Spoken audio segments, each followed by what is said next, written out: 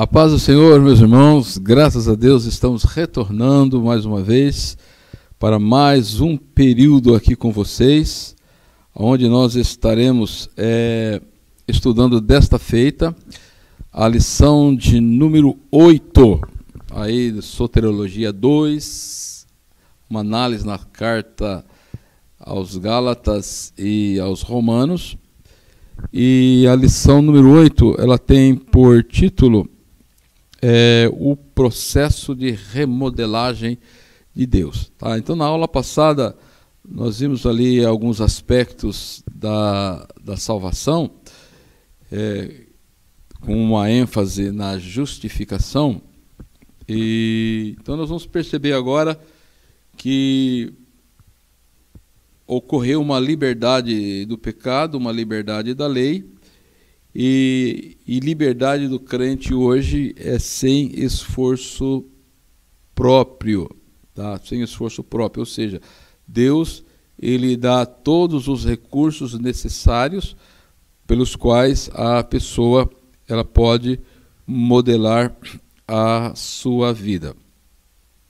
Então nós percebemos que dentro do que nós estamos analisando até aqui, que a salvação ela tem em si uma questão do processo de restauração. Tá? E o processo nada mais e nada menos é uma palavra que significa métodos ou sistema ou maneira de agir ou um conjunto de medidas que devem serem tomadas para atingir um objetivo, tá? Então, e essa palavra processo, na sua origem, na sua etimologia, está relacionada com um percurso, ou significa avançar, caminhar para frente, tá? Então nós vamos perceber que a pessoa salva, aquele que foi alcançado pela redenção que há em Cristo Jesus, tá? Ele precisa então caminhar para frente e até chegar a um alvo, a um objetivo que nós vamos ver que nos identificarmos com a imagem de Cristo Jesus, tá? Identificarmos com a imagem ou a semelhança de Jesus Cristo. Esta é uma das ideias que se tem da santificação e a ideia dessa remodelagem ou desse trabalho de Deus aqui na vida, tá? Aqui nós vamos ver Cristo, o Espírito Santo atuando, trabalhando, tem estas propostas ou tem esta visão bem clara aqui, tá? Então, o primeiro objetivo da lição ela vai trabalhar com a seguinte questão, que se deve identificar as três maiores divisões teológicas em Romanos. Tá? Então, estudamos sobre o estado de condenação e de sentenciados à morte dos pecadores, que foi do capítulo 1, né, versículo 18 até 3, capítulo 3 e versículo 20, tá? Verificamos a argumentação de Paulo quanto à justificação, a obra expiatória de Jesus no Calvário, que justifica o pecador ao renunciar, ao se arrepender dos seus pecados, ele então recebe a salvação que há em Cristo Jesus. Agora, o apóstolo Paulo, ele, desdobrando aqui a justificação, ele vai colocar também um outro termo dentro da questão teológica, que é a regeneração, e a outra é a santificação. Tá?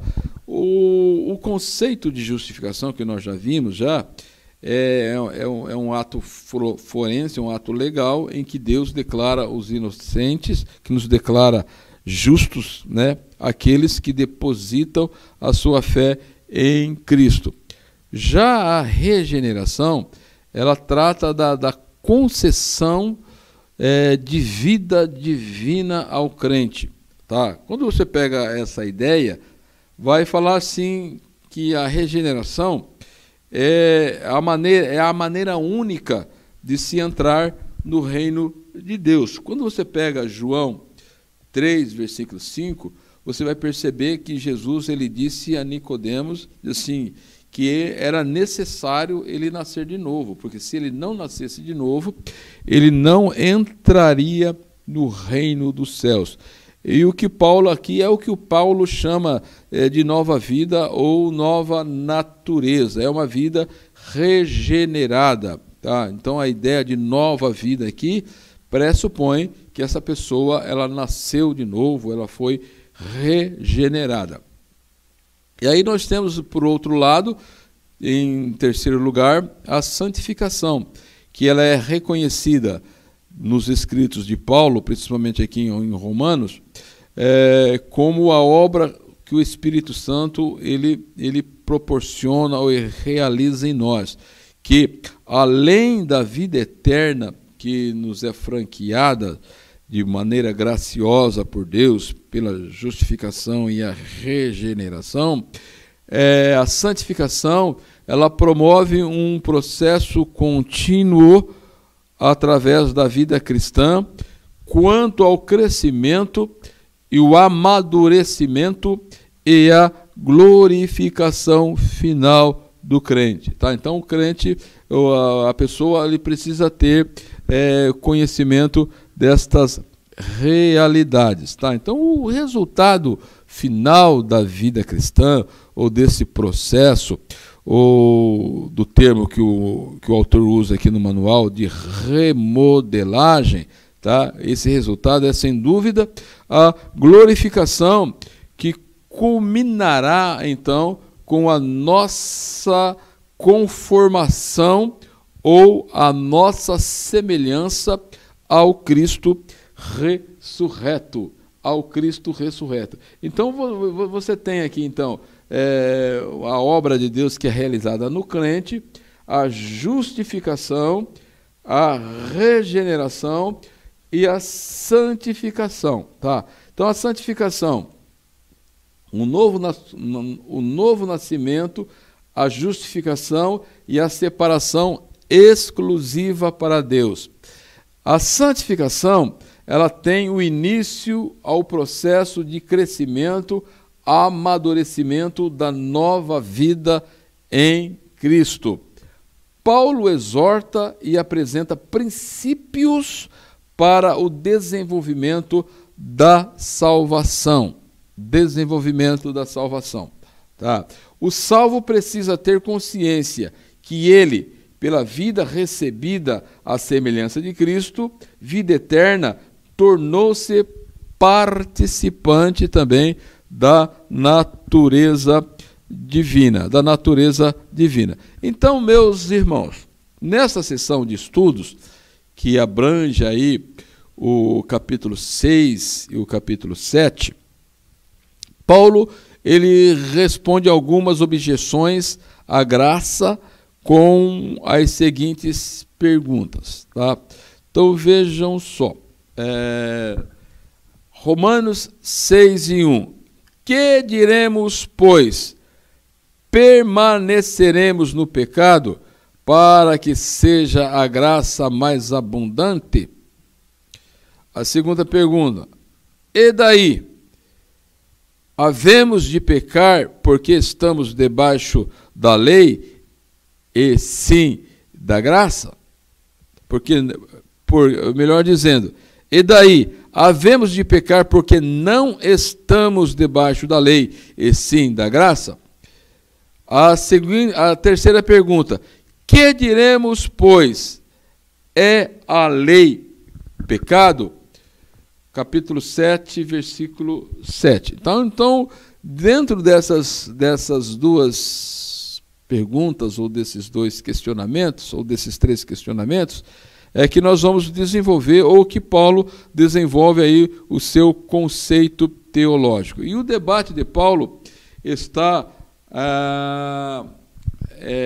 ele inicia aqui está como uma pessoa que foi liberto do pecado e tem agora uma vida equilibrada pelo Espírito Santo. Tá? Então, o crente é uma pessoa que pela justificação ele foi liberto do pecado, pela regeneração ele tem uma vida nova e passa a ter o Espírito Santo controlando esta vida. Tá?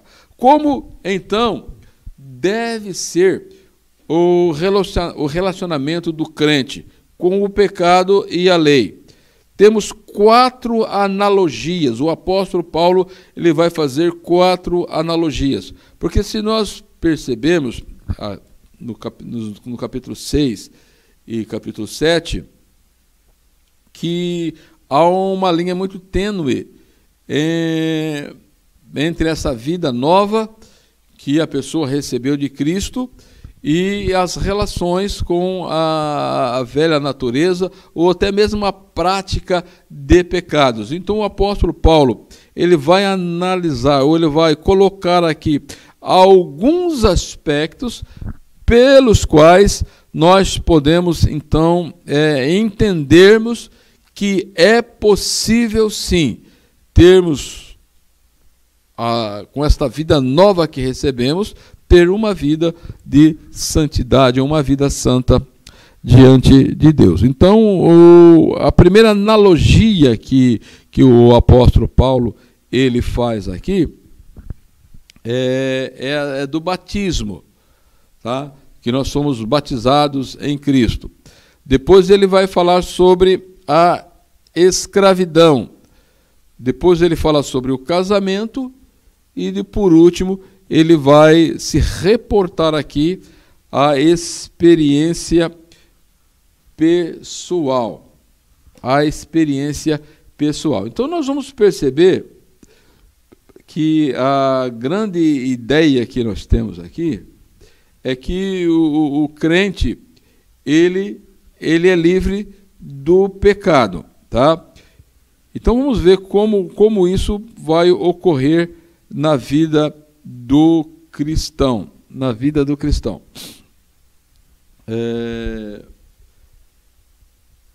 Ele coloca aqui, para nós fazermos essa análise, no objetivo 2 da lição, que deve-se avaliar aqui a defesa que o apóstolo Paulo faz da salvação pela graça, mediante a fé, e os passos que nós precisamos dar ou ter para vencer o pecado, vencer a vida de pecado.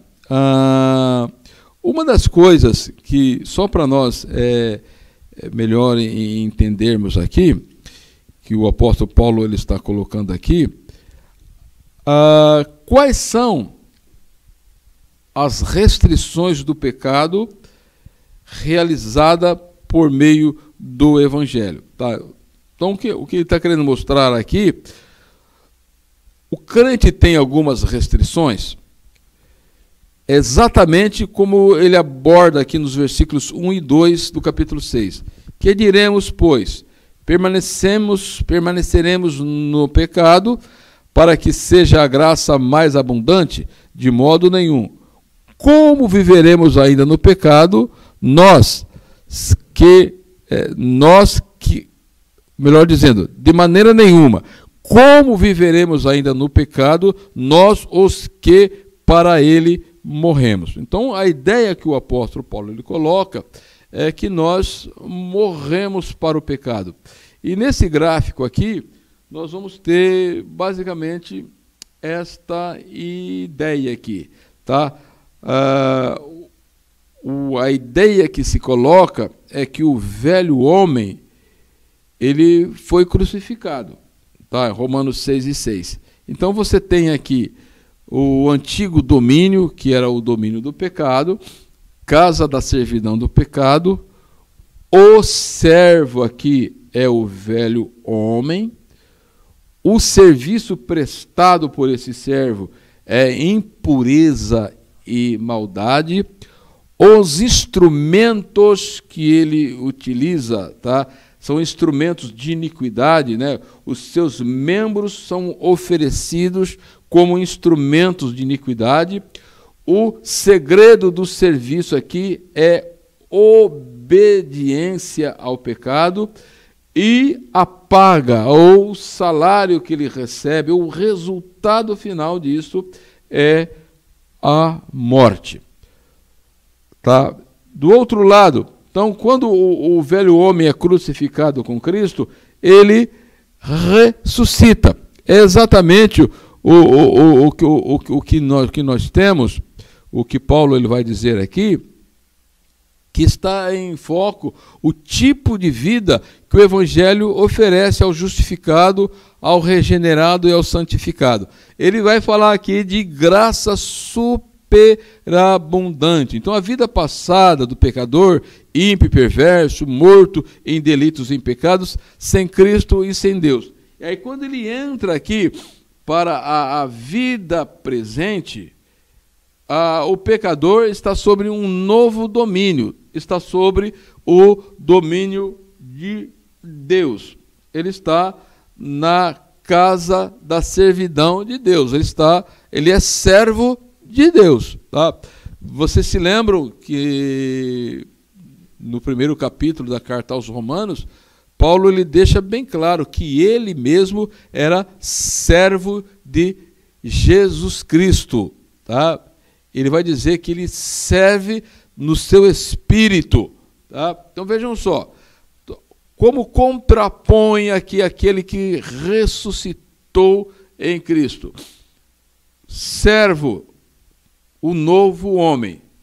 Na casa da servidão do pecado, servo, o velho homem. O serviço, tá? Justiça e santificação. Enquanto lá no antigo domínio, impureza e maldade. Instrumentos de justiça. Os membros agora do salvo se coloca diante de Deus como instrumentos de justiça, enquanto lá os membros eram oferecidos para instrumentos de iniquidade. Serviço, segredo do novo serviço, obediência irrestrita a Deus. Aqui era obediência irrestrita ao pecado. Aqui se tem salário, aqui se tem dom. O resultado final aqui é a vida eterna. Então Paulo ele vai concluir dizendo aqui o seguinte: considerai-vos mortos para o pecado. Romanos 6:11. Então, diante desse quadro aqui, a pessoa tem que se considerar morto para o pecado. Considerai-vos vivos para Deus em Cristo Jesus. Então, quem morreu está justificado, tá? E está justificado do pecado. Ele não tem mais ligação com o pecado. É por isso que ele vai dizer aqui no versículo 2, de modo nenhum, como viveremos ainda no pecado, nós que para ele já morremos, tá? Então, o nosso velho homem foi crucificado e nós já morremos para a casa da servidão e com todas as suas implicações. Ressuscitamos com Cristo, tá? E nos colocamos debaixo da servidão de Cristo. Vejam só o que diz o versículo 6 da carta aos versículo 4 do capítulo 6. Fomos, sepultados com ele na morte, pelo batismo, para que, como Cristo foi ressuscitado dentre os mortos pela glória do Pai, assim também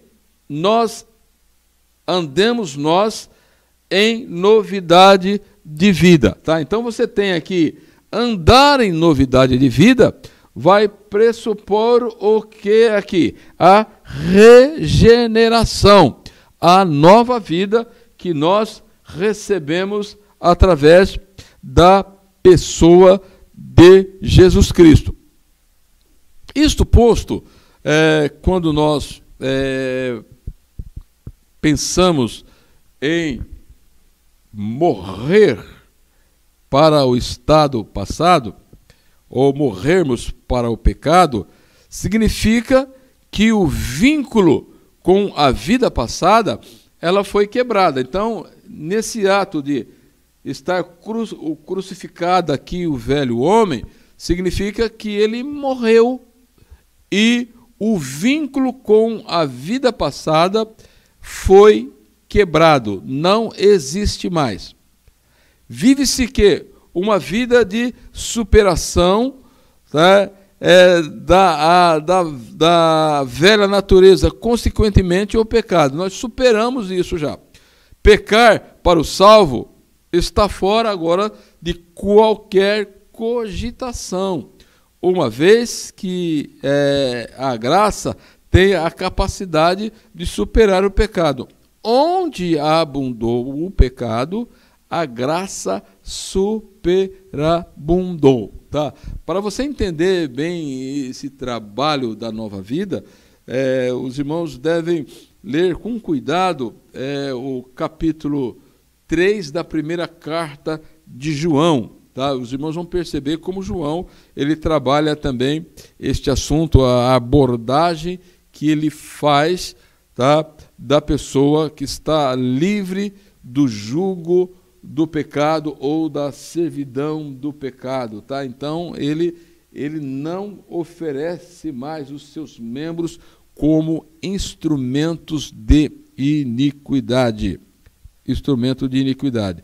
Então, a partir desse momento, o apóstolo Paulo ele vai mostrar o quê? A nova posição, tá?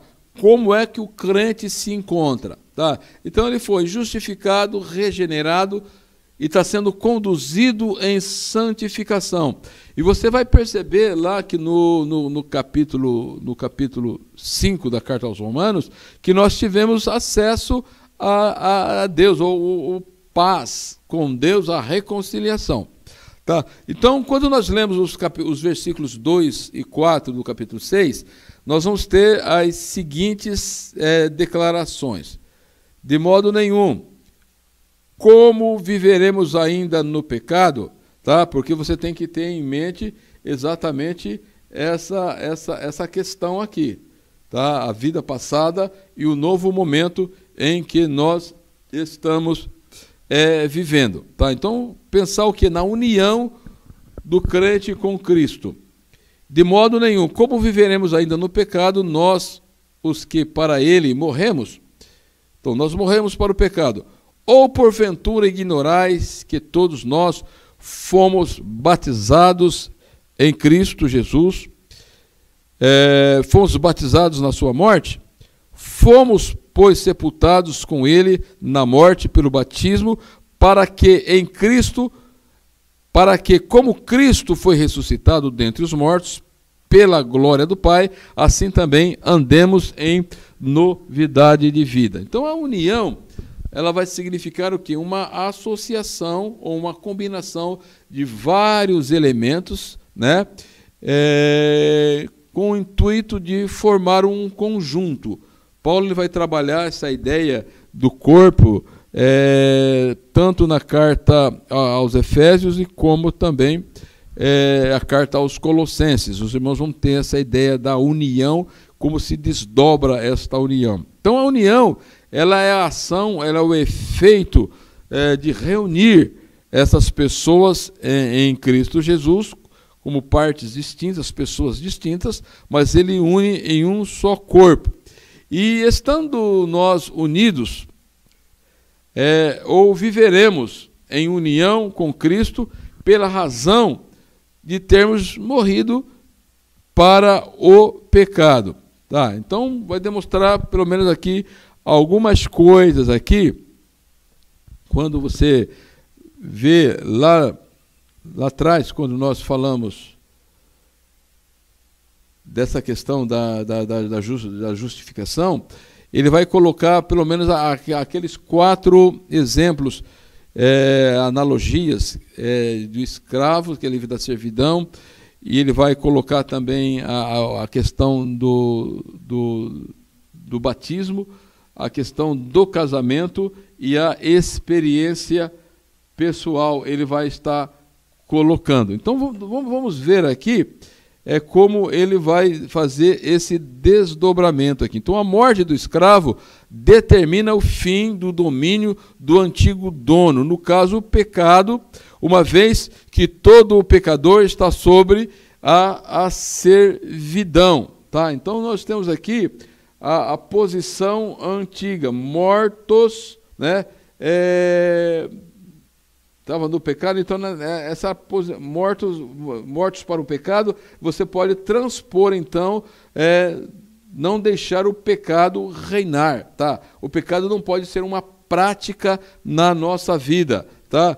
Agora nós estamos vivos para Deus, e se estamos vivos para Deus, nós devemos oferecer-nos a Deus, ou seja, oferecer os nossos membros como instrumentos de justiça para que Deus possa fazer o melhor que Ele quer. Então nós temos aqui uma posição agora de mortos para o pecado, de vivos para Deus, e para a prática da nossa vida deve ser esta: não deixar o pecado reinar e oferecer-nos como instrumentos de justiça para Deus, instrumento de justiça para Deus. Então vocês vão perceber que ele vai dizer que sobre a servidão da justiça ou sobre o domínio do Senhor nós estamos agora. E qualquer associação é obrigatória, nós precisamos nos desvincular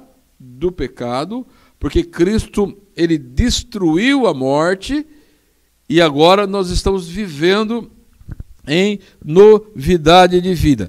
Dentro desse entendimento, Paulo ele vai dizer que nós somos batizados à semelhança da morte de Jesus. Batizados à semelhança da morte de Jesus. Isso significa, meus amados irmãos, assim como Cristo, no seu aspecto físico, ele morreu lá na cruz do Calvário, ele recebeu a ira de Deus, o juízo de Deus sobre o pecado da humanidade, ele foi sepultado, né, na morte, ele foi sepultado, né, na sua morte. Tá? O crente também, quando ele aceita Jesus como seu Salvador, ele entende que nós fomos também o quê?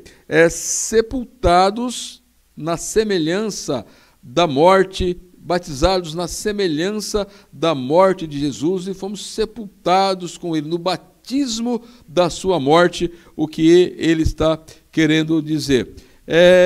De onde então recorre ou decorre a nossa união com ele, porque o versículo 5 vai dizer o seguinte: porque se fomos unidos com ele na semelhança da sua morte, se o nosso velho homem foi crucificado em Cristo, certamente seremos também na semelhança da sua ressurreição.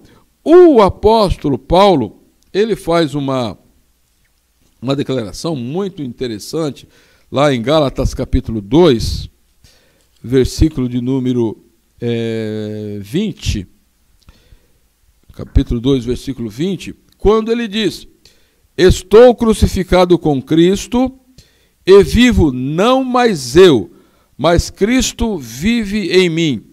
E a vida que agora vivo na carne, ele está se reportando aqui a uma nova modalidade de vida, mesmo vivendo no corpo físico. Vivo-a na fé do Filho de Deus, o qual me amou e se entregou por mim mesmo.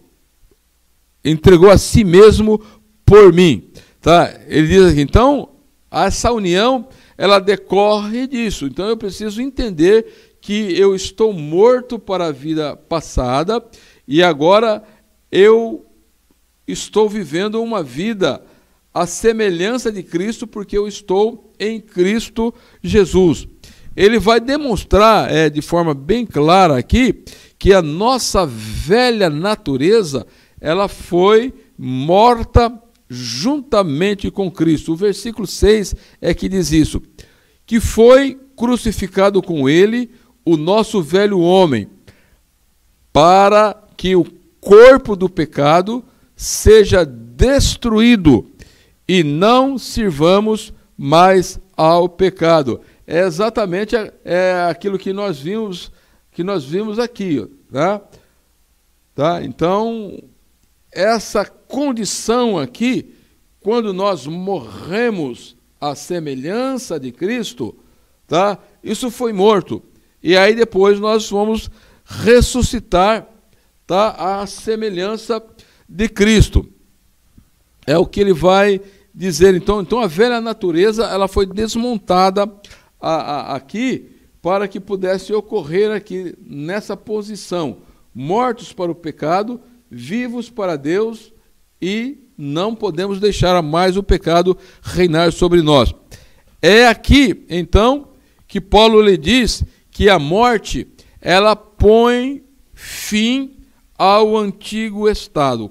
O capítulo 7, versículo 7 diz assim: porquanto quem morreu está justificado do pecado. Então, a ideia da justificação é esta, que quando a pessoa se arrepende dos seus pecados, ela precisa receber a ira de Deus. Mas eu não estou arrependido dos meus pecados, e mediante a fé, ele crê em Deus, no sacrifício de Cristo, então Deus ele julga da seguinte forma: como você crê em Cristo Jesus, o qual deu a sua vida, e eu já puni todo o pecado nele, então nele eu declaro você livre. Então você está justificado, então você está morrendo à semelhança de Cristo, e nesta semelhança o pecado, você está justificado porque ele vai para o mar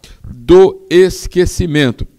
E, consequentemente, a pessoa ela está na realidade de uma nova vida, em que a velha natureza ela está morta, quanto os seus aspectos de servidão. Nós voltamos novamente aqui, só para nós vermos aqui, ó, tá?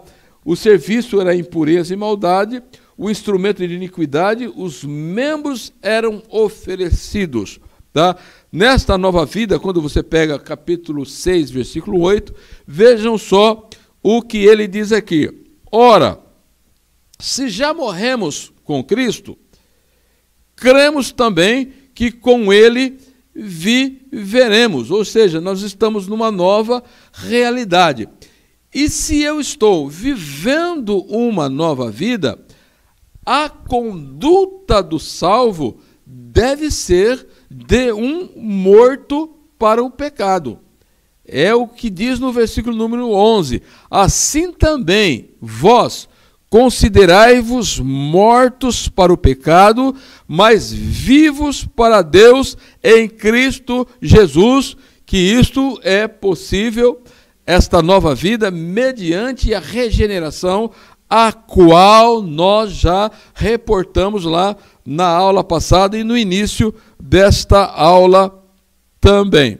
Correto? Então, quando Paulo diz que morremos para o pecado, ele está querendo dizer o seguinte: o pecado não pode mais reinar no nosso corpo mortal. Tá? Nós estamos vivendo ainda nesse corpo mortal, mas ele diz que o pecado não pode mais reinar neste corpo mortal. Ou seja, em cada crente está nele, pela ajuda do Espírito Santo, pela obra da salvação realizada em nós, em não mais oferecer os seus membros como instrumentos de iniquidade. Tá? Nós não podemos mais buscar a satisfação da natureza carnal. É basicamente aquele dilema que nós vemos no capítulo 7, aonde o Paulo ele demonstra a luta que ocorre daquele que nasceu de novo e a natureza carnal, ela tentando ainda predominar sobre a nova vida. Tá? Nós vamos ver isso um pouco mais à frente. Então, a explicação que o apóstolo Paulo ele faz da santificação aqui, vai seguir, então, o seguinte raciocínio, meus irmãos. O seguinte raciocínio. A explicação de Paulo é essa. Paulo, ele apresenta a santificação do crente, pelo menos em 3 termos, que é conhecer, considerar e oferecer. Precisamos conhecer qual é a vontade de Deus para a nossa vida. Primeiro, a fé é que possibilita o conhecimento da vontade divina. É o entendimento como Deus dispensa a nós toda a sua provisão.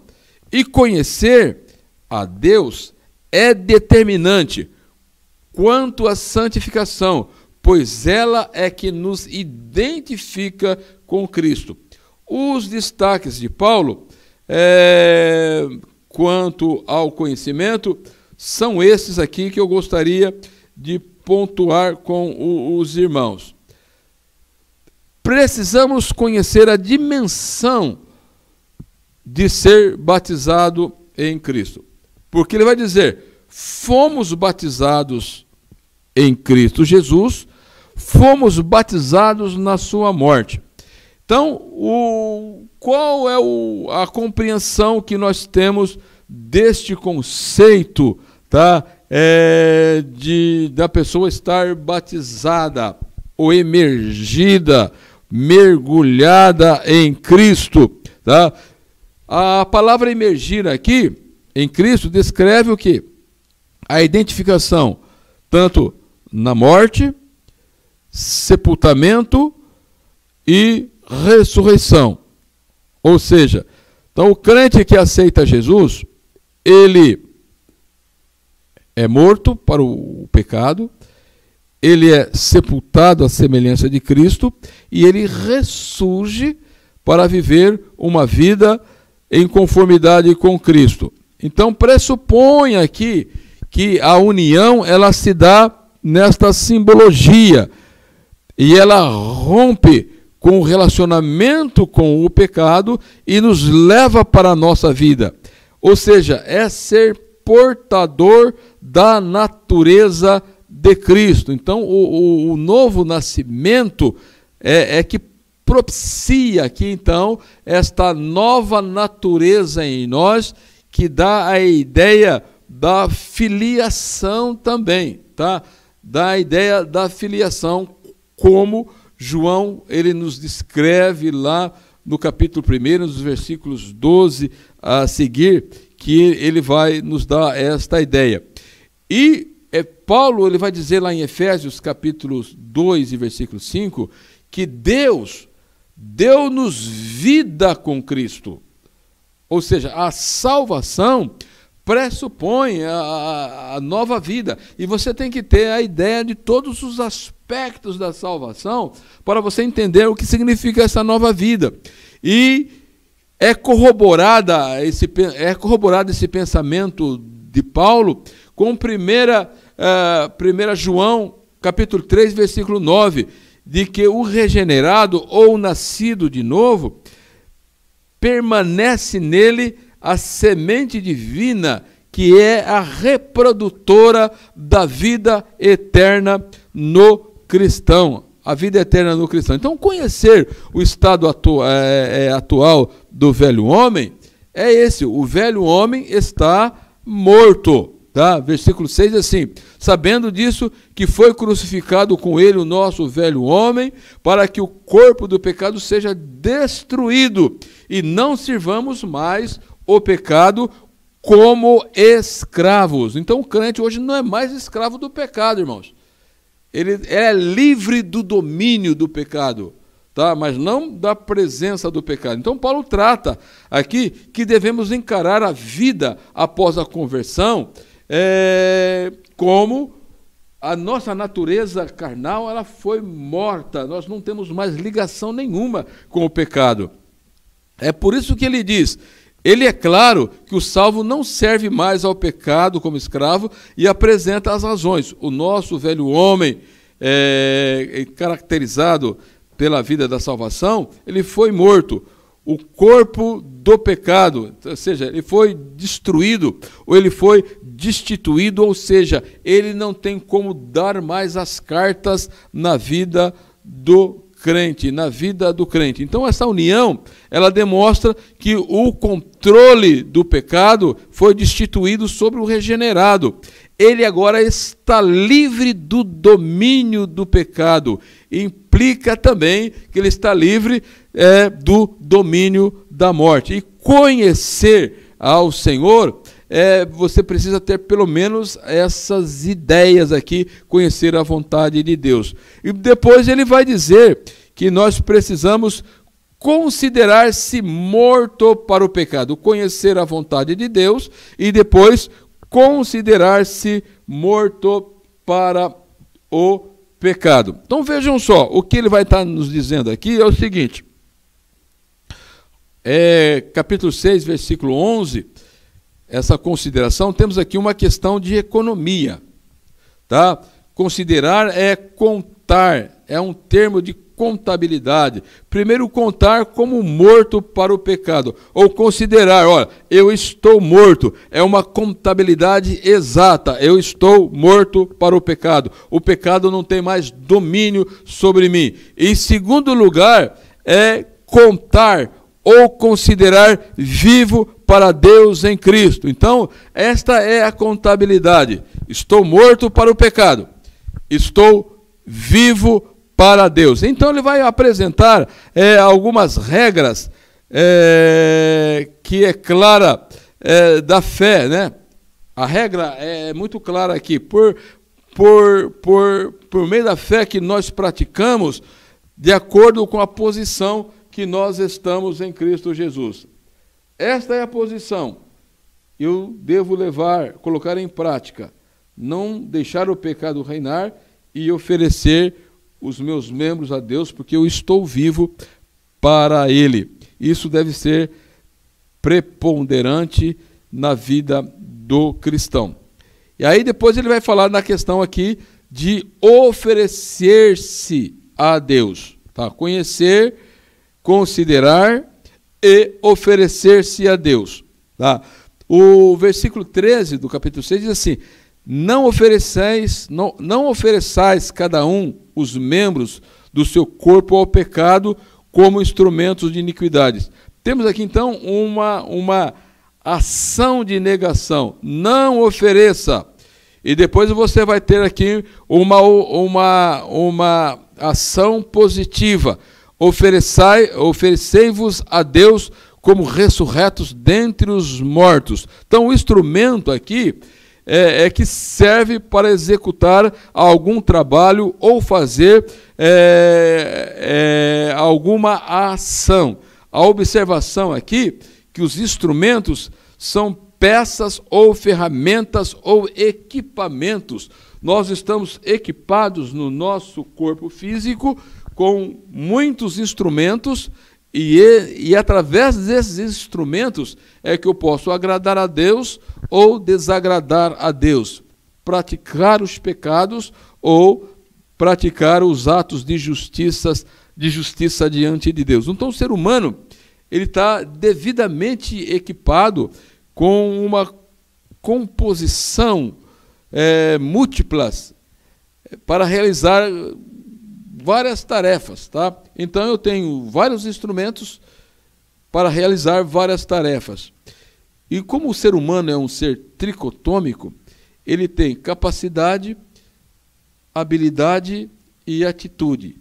A questão aqui é como ele disponibiliza os seus membros, tá? Relacionados tanto ao espírito, à alma e o corpo, para ele realizar as obras de Deus, o trabalho de Deus. Então, a ideia que nós temos aqui é a questão da lei da liberdade. Quando você pensa aqui sobre a lei da liberdade, que Paulo ele vai trabalhar aqui, vai destacar um pouco aqui, que o objetivo 3 da lição, ele diz assim que nós devemos explicar a lei da liberdade e considerar como as analogias da escravidão, do casamento, ajudam na compreensão destas leis.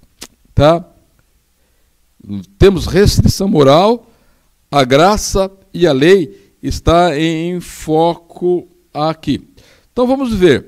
Então temos dentro, no versículo 15 do capítulo 6, o apóstolo Paulo ele faz uma exclamação dizendo que havemos de pecar porque não estamos debaixo da lei e sim da graça. Diz de modo nenhum, nós não podemos pecar de modo nenhum. Então temos aqui uma explicação, que ele tem aqui uma entonação de destaque, onde ele vai dizer que nós não estamos debaixo da lei, tá? É uma questão moral. A vida em sociedade também ela vai requerer regras que norteiam a nossa conduta de modo de garantir uma boa convivência.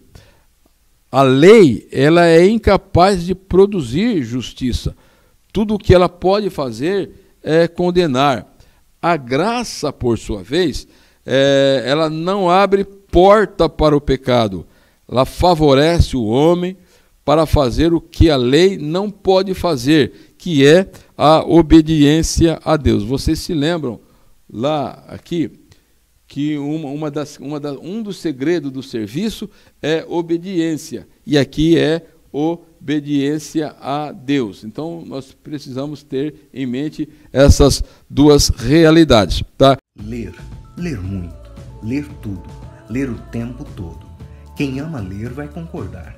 Melhor que ganhar um livro é ganhar uma editora inteira. Se você ama ler, este presente é para você. O selo editorial da ETAD nasceu e ele tem o nosso DNA. Arminiano, pré-tribulacionista, pentecostal de verdade e, acima de tudo, bíblico. Edições Bernardo Johnson. Para quem ama ler, ler muito, ler tudo, ler o tempo todo. Então, ele vai fazer aqui uma analogia da escravidão para que nós possamos compreender um pouco essa questão. Vocês percebem aqui que nós temos os significados da lei nas Escrituras. Ela vai colocar a lei como a lei que Deus deu a Moisés, a lei em geral, qualquer código geral de lei, o Antigo Testamento como um todo é uma lei, como um princípio, poder controlador. Em quinto lugar, a lei interior, a lei da consciência. Em terceiro lugar, são as regras estabelecidas. Tá? Então nós vamos perceber que nós estamos livres da lei e colocando aquilo que Paulo faz, a analogia da escravidão. O versículo 16, ele coloca o seguinte: não sabeis que daquele a quem vos ofereceis como servos, para a obediência deste mesmo de quem obedeceis sois servos? Ou seja, então se nós colocarmos os nossos instrumentos, os nossos membros como instrumento do pecado, vamos ser servos do pecado. Então Paulo deixa claro que absolutamente ninguém é totalmente livre. Ou você é servo de Deus, ou você é servo do pecado, do mundo, ou do diabo, assim por diante. Todo ser humano está limitado de alguma forma. Todos servem a um Senhor. E o texto propõe aqui esses senhores. Vejam só como Paulo, então, ele coloca aqui, na argumentação. Falo como homem por causa da fraqueza da carne. Tá? Ele vai dizer, agora somos escravos de Deus, lá no versículo 22. Tá? Agora, porém, libertados do pecado, transformados em servos de Deus, tende o vosso fruto para a santificação, enfim, a vida eterna. Então, o escravo, os irmãos não sabem que o escravo, ele difere de servo, tá? Pois está sujeito a um dono e não está livre para ir. Lá em 1 Coríntios capítulo 6, versículo 19, vocês percebem o seguinte, Paulo vai dizer, acaso não sabeis que o vosso corpo é santuário do Espírito Santo e que está em vós e que tendes da parte de Deus e que não sois de vós mesmos porque fostes comprado por bom preço? E ainda no capítulo 7, versículo 22 e 23, ele vai dizer o seguinte, porque o que foi chamado no Senhor, sendo escravo, é liberto do Senhor. Semelhantemente, o que é chamado livre é escravo de Cristo. Por preço fostes comprados e não vos torneis escravos de homens. Fomos comprados por preço para Deus e somos escravos de Deus. Então, quando diz que nós não somos mais, ou não pertencemos mais a nós mesmos, está em vista aqui os parâmetros da redenção, pelo qual fomos comprados por preço para pertencermos a Deus. Então, vamos ter aqui pelo menos 5 razões dadas por Paulo para não pecarmos. Paulo ele dá pelo menos 5 razões. A primeira razão que ele coloca aqui é que o pecado escraviza. O propósito do pecado é levar à impureza e iniquidade. 6 e 19 de Romanos. O pecado, ele leva à morte. É a recompensa oferecida, o que Paulo chama de salário ou pecado. O salário do pecado é a morte. Cristo livra da escravidão do pecado. Estar livre do poder ou do domínio do pecado, não tem como mais a pessoa voltar a colocar sobre ele o jugo do pecado. Uma mudança de dono leva a uma mudança de autoridade, ou seja, quando houve a mudança de dono, nós saímos do jugo do pecado, da lei do pecado, da servidão de Satanás, tá? Passamos para um novo dono, ou significa que estamos debaixo da autoridade de Cristo agora. E Paulo vai dizer também, a outra razão, é a obediência a Deus leva à justiça, ou seja, está em vista aqui a santidade e a vida eterna, uma vida de santidade e uma vida eterna diante de Deus. Então Paulo deixa claro que não se opõe à lei, e sim denuncia, tá, o uso impróprio da mesma no contexto da redenção, ou seja, a lei ela não cabe dentro do contexto da redenção. Ele vai dizer assim, que a lei em si mesma não pode justificar o homem do pecado. Paulo tinha a lei em alta consideração. Ele vai dizer que a lei é santa, que o mandamento é santo, é justo e bom. Esta é a concepção que Paulo tem a respeito da lei. Ele sabia qual era o real propósito da lei no contexto do plano de Deus. Então a lei ela não se aplica para o contexto da salvação. Ela simplesmente denuncia o pecado e o juízo sobre o pecado. E a graça, mediante o trabalho de Cristo, é que pode resolver o problema do pecado. Tá, então nós temos ainda uma outra verificação dentro dos propósitos de Paulo quanto à lei. Nós vamos chegar a essa conclusão que a lei ela não pode salvar. E aí ele vai fazer aqui uma analogia do casamento. Quando ele faz essa analogia do casamento aqui, é interessante porque ele vai colocar ou ilustrar o rompimento que houve exatamente nesse quadro que nós temos aqui.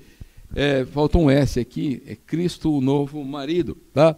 Ele vai estar colocando aqui exatamente a questão que ocorre quando o marido morre e a mulher se casa com um outro esposo. Então ele vai ilustrar aqui que morremos para o pecado.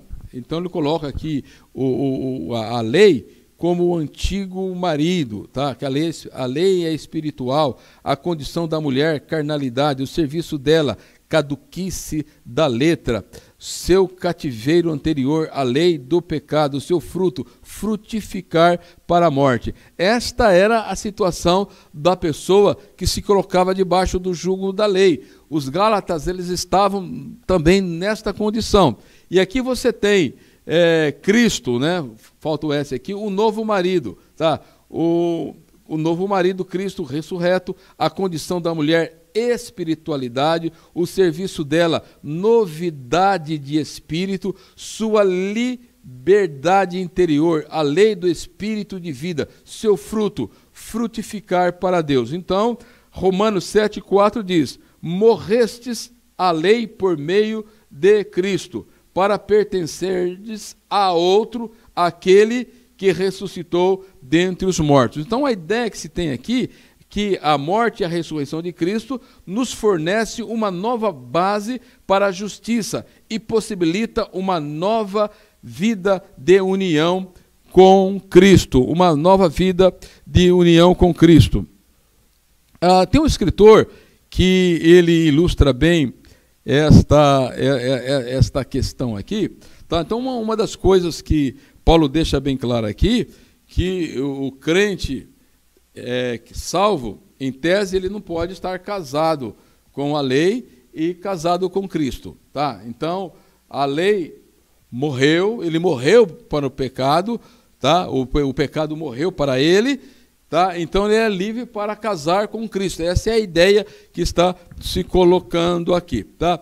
E o escritor ele diz assim, para ilustrar bem isso aqui, ele conta-se que uma mulher era casada com um senhor muito severo. Ele era muito bom, mas era muito severo, e ele deu para ela 10 regras, 10 mandamentos, e todo dia, quando ele saía de casa, ele chamava ela a atenção e lia os 10 mandamentos, e ela ficava atarefada, correndo o dia todo para cumprir aquelas ordenanças. Daí o marido morreu, aí ela casou-se com outro, e esse outro, ele não deu essas regras. E ela viveu, passou muito tempo, aí passou-se um tempo, um dia, ela mexendo nas suas coisas, ela viu lá os 10 mandamentos, né, as 10 regras do marido que tinha morrido, né, e ela começou a olhar, e ela começou a perceber que, por amor, de forma graciosa, ela cumpria tudo aquilo porque ela amava o seu novo marido. E o crente é exatamente isso, irmãos. O Senhor tem-nos regra, a lei é boa, entretanto não pode salvar, mas ela nos conduz a Cristo para a salvação. É exatamente isso que o escritor e que o manual ele está dizendo, tá? E nós temos que tomar muito cuidado, então, nesse sentido aqui, aonde ele vai falar também da experiência cristã,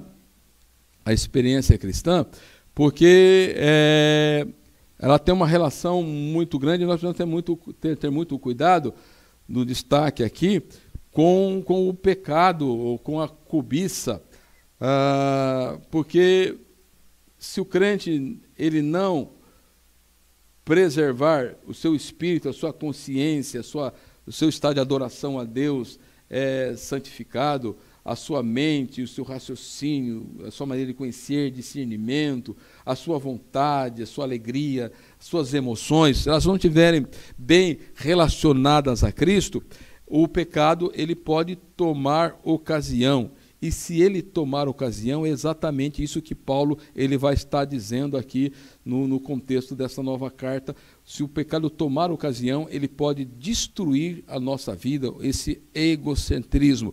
E a liberdade sem esforço próprio, quando Paulo ele vai dizer aqui, é quando a pessoa, é como aquela pessoa que morreu o velho marido, que cheio de intransigência, cheio de lei, e começa a servir a Cristo debaixo da graça, com o seu ego submisso ao Senhor Jesus, ele vai perceber que esta vida de santidade, esta vida de luta interna, como Paulo ele descreve aqui, miserável homem que sou, a influência da antiga natureza, tentando vencê-lo, mas quando ele se dobra diante do Senhor Jesus, se coloca diante do Senhor Jesus, o Espírito Santo domina a sua vida, com certeza, a iniquidade, a impiedade, a incapacidade que ele tem de servir, como Paulo diz, miserável homem que sou, coitado homem que sou, ela é sobreposta por Cristo Jesus, pelo Espírito Santo, e ele tem condições, então, de viver uma vida justa e pura diante de Deus. Então, que Deus em Cristo nos ajude, que Deus em Cristo nos abençoe. Até o próximo encontro.